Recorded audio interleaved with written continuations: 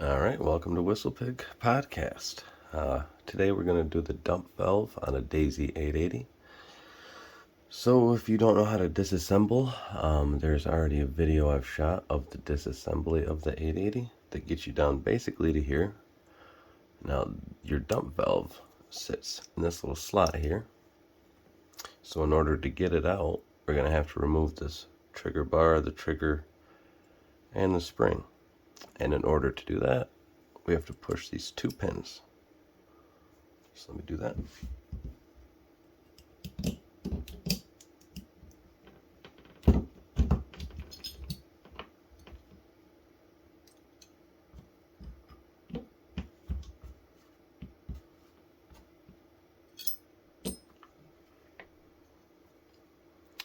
Okay, now with that done, oops, goddamn.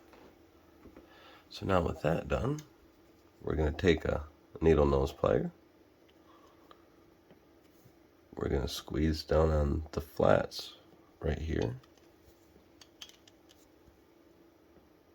We're going to pinch, push, turn. Dump valve comes out. Get you a pick. Get in here and get that little seal out of there.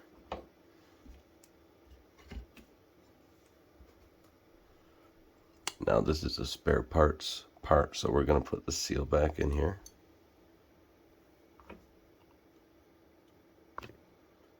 Then you take your new dump valve, set it in. Take your flats, push, turn, and there it is. There's your dump valve. Boom. Now, that's all she wrote. I'll just show you a quick reassembly, and then that's it. So thanks for watching, and hopefully that'll help. So first things first, take your flat bar. Make sure it sets up under the... So you've got a notch in here and a little bar right here. I'm gonna set this notch under that bar. Boom, done. Then you take one of your pins,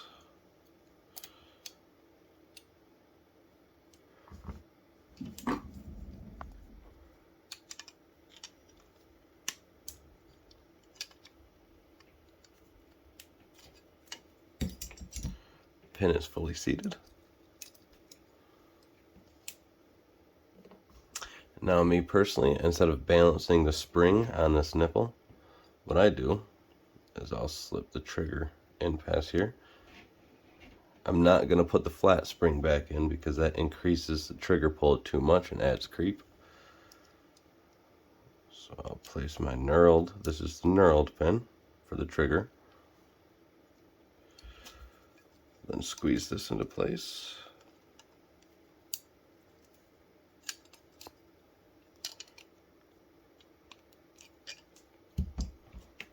I'll then now take my spring and I'll actually put it on the nipple on the trigger. Push it down.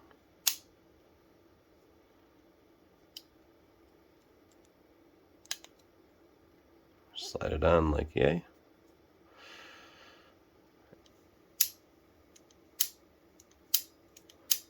Alright, hopefully that helped. If this helped, like and subscribe, rate and review. And until next time, get outside, take a kid with you, stay free.